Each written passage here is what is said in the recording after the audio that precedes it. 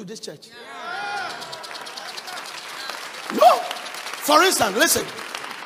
Naturally, leaderships are totally different. I was teaching Pastor Martin something. I told him, I said, sometimes, yes, and I was standing with him. Sometimes when I stand with them, I teach them things. And I said that some pastors can have a problem.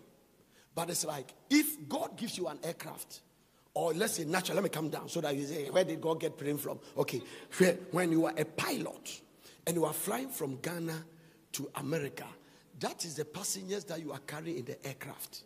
Somebody too is flying. Let's say we have two. Let's say Ghana. Okay, let me try. I'll try this one. Let's say there is Tamale is an international flight, international airport. Accra is international airport. Accra is international airport, and people are going to London. And some of them are taking the plane like you go to America or you go to London. We have Heathrow, we have Gatwick. So somebody can fly from Gatwick airport to Ghana. Somebody can fly from Heathrow. So two pilots are carrying people on a passenger plane. One is flying from Gatwick, one is flying from Heathrow. But all of them, their destination is Kotoka International Airport. This is the way God has distributed the ministry. The fivefold ministry. Are you getting it? We are all starting from a point. Their style of flying will be a little bit different. That is why in piloting or in what we call aviation, you don't have, you see, when you go to driving school, there is a teacher. But in piloting, we don't have teacher, we have instructors. The reason why there is an instructor is that you don't just do what you like. So you are instructed to obey the principle. Are you getting it? Now what it is? So in piloting we have instructors. So all the people that teach. Now, if somebody fly different, some of you don't know, but there are different pilots. We have different aircraft. You have Boeing, we have Airbus, we have this. Now, if you are used to flying Airbus and you go to another airline company and they give you Boeing, you cannot say because you fly the Airbus, you can just go and fly Boeing. You must still go and learn about Boeing. So the way you drive a car, once you know how to drive, that's all. You just have to sit in the car. This man has a Range Rover, I can give it to you, drive. You don't need to go and learn driving again. If this one has a Benz, you drive. You just have to know the system of how the gear works. Now, we have left that stage, so you put it on drive, it's going. It's going. That's all. When we used to, it's like moto. If you know how to ride moto, you see that some of the gears, first one goes down, second one comes up, up, up. Sometimes it comes up and goes down, down, down. So every motor has a way of changing the gear. In the motor, the handle one is a clutch and one is an accelerator. So the one you press, hallelujah, is the one when you move it, boom, then the motor is moving. The car one, you press the paddle and the car is moving. Now, so the one flying the Boeing and one flying Airbus, they are all flying in a destination, but their flying principles can be different. That is the difference between a pastor and a prophet. Stay there. A teacher in the Bible wants to teach you prosperity. This is where pastors criticize other pastors. Sometimes they come after the prophetic. It's because of the ignorance of the state of their mind about the way God works. A teacher, if you go to a teaching church and the pastor is purely an anointed teacher and he wants to teach you prosperity, he will teach you 7 points to prosper. Point 1, be born again. Point 2, be hardworking. Point 3, this. But if you are in a prophet church, the prophet will say tomorrow by this time. Now, that is the way it works. The prophet will come and say, Kadiyama Sotaya, tomorrow by this time. Now, everybody bring up your mantle. I want to anoint the mantle, take it home and put it there. Something will happen. Listen.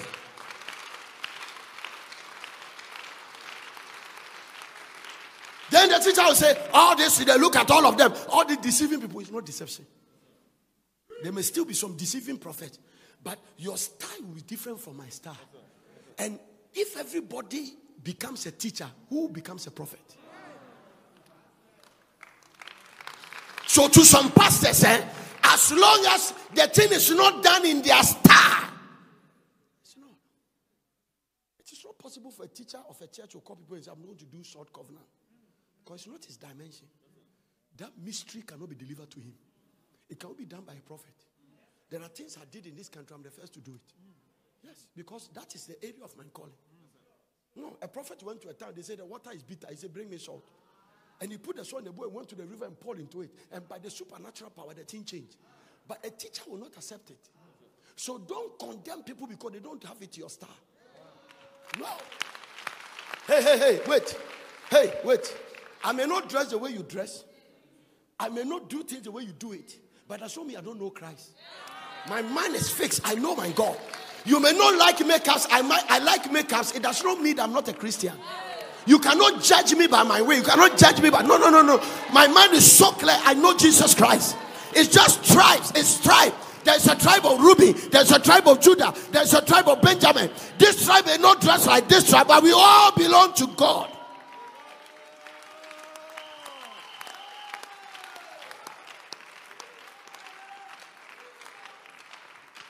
I cannot change you until I change your thinking. Yeah. I cannot change you. I cannot change you. I cannot change you. Maybe that girl is watching me. One day a prophet died somewhere in Nigeria, and the girl sent me a message. I'm saying this, God is my eternal witness. It's so sad he's going to hell. Then I called the girl. She called from America or something. And I dealt with her. I said, you have a wrong spirit. You don't have any power to judge where people go. He's not, I've forgotten what he wrote. He's not of God and all that. And I asked her, I say, you are dealing with a familiar spirit. And will become judgmental. Even if he's going to hell, you are the one not to tell. Where are you going? Do you know, people can be in church and even criticize their pastor. What a dangerous thing to be a passenger. You know more than the pilot. It's because of the way you think. Don't deceive yourself that this thing we are doing is compared to your master's degree. It's beyond that. I'm telling you. Some of your politicians, even if you put them here, they can't build what you are building Porters in 5 years. It's totally supernatural. 5 years, they can't. By the time they finish building things, like the money they've stolen, God cannot even quantum it. So we are not doing this thing because we have a certificate. It's a calling.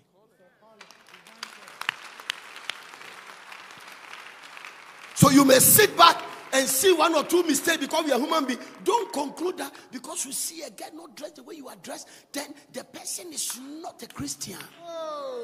It's the state of your mind. You are born again, all right, but your thinking is wrong. You have stinking thinking. Your thinking is stinking. It's smelling. And you are not renewing it. You are not renewing it. Dresses are different. I'm well in this dress. Somebody doesn't like it. He likes suit. That is him. It doesn't make him better. Don't make him better. The law of desire. That is what we operate. Some ladies in the church, they never do makeups. Because somebody told them the makeup is from under the sea. Under the sea. Let's all go to the under the sea and do shopping. Let's go there and buy it. Let's go. You see, every good thing Africa will link it to the devil. That is why when we see anything good thing from God, we criticize. Because this God wants soppy. This God deserves the leftover. It is not. I've seen people walking. Hey, is that a church? Hey, where did they get the money from? Is that a church? No. So if you are sitting on a bench and one person is sitting there and says, sorry, transfer you and I'm sorry, because so that you don't become a roller coaster. We used to go to church and it was a bench. It was things like this. Bench. You don't know bench. Somebody sit there. When somebody is sitting here, the weight can lift you up. Hey, that is God. Journalist has a problem. The God we serve must not deserve good things. If you're a pastor, you must not drive a good car. I'm preaching. Yesterday, I stood at all night for 5 hours. Maybe more than that. Immediately went to sleep for just 1.5 hours. On my way to a funeral at a Cropon, and came back and stayed at the tabernacle because we are starting our program this evening from there. Left around 9 o'clock and went there, pray small, and wake up around 4 o'clock today and pray and come to church.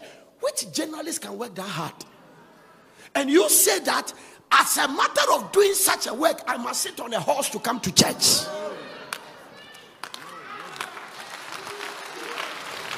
So, your happiness is that, hey, wait, because you cry, you're a journalist.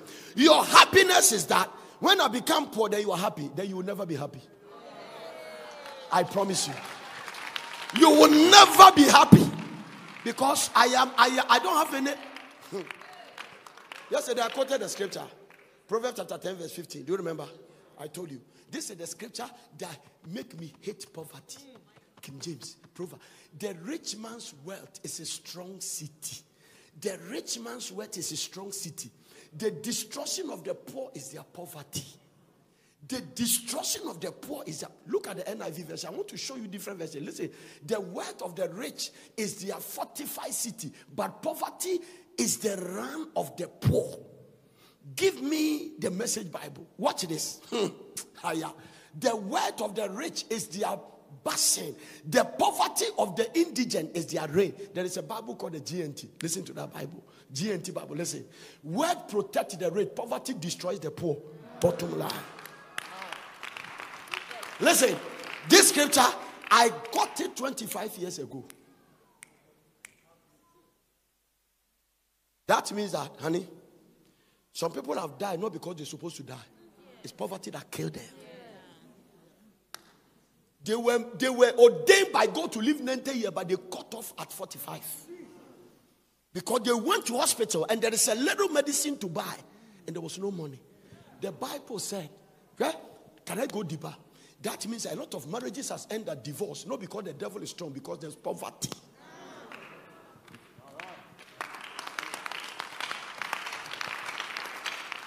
No, you don't understand. Eh? Most of the things it is the devil is poverty. Poverty can let a wife commit adultery. Poverty can let a man fall into the hands of a rich sugar mommy. You are 34 years. This woman is 64, but she's loaded. He said, come. And then I'll pay. So per car. Then he calls Range Rover. Range Rover, what kind of cars do you have? I have this guy here. Bring me one. And then when we are going home, he says, sleep and call. Massage me. Obeda say, Kole. Mamia di 75. Nenim wrinkles and chonchoms wo done in chain.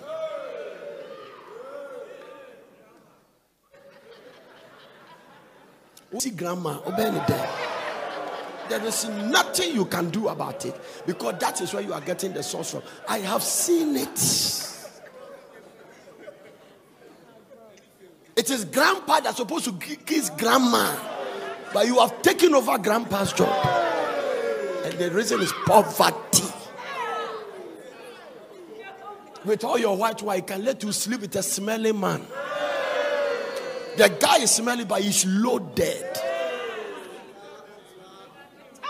That is why some of you, your boyfriends are drunkards. Or blow fuse out in the camp. And he has share condition. Because the fuse can make you drunk. No. This is it. Wealth protects the rich.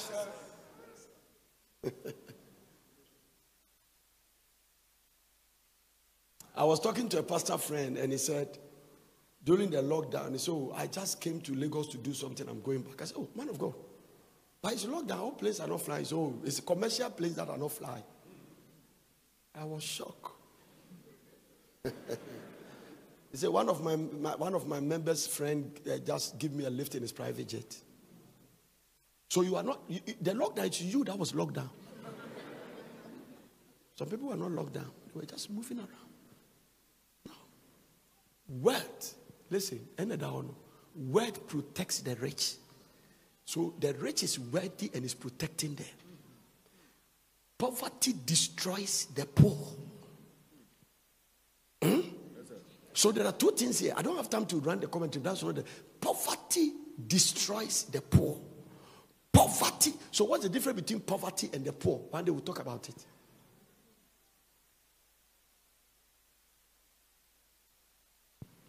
Poverty destroys the poor. What is the difference? When you grow, I'll tell you. And if you have done verbal and quantitative, you can think about it. It's not for this generation. Poverty destroys the poor. One is an act, one is a person.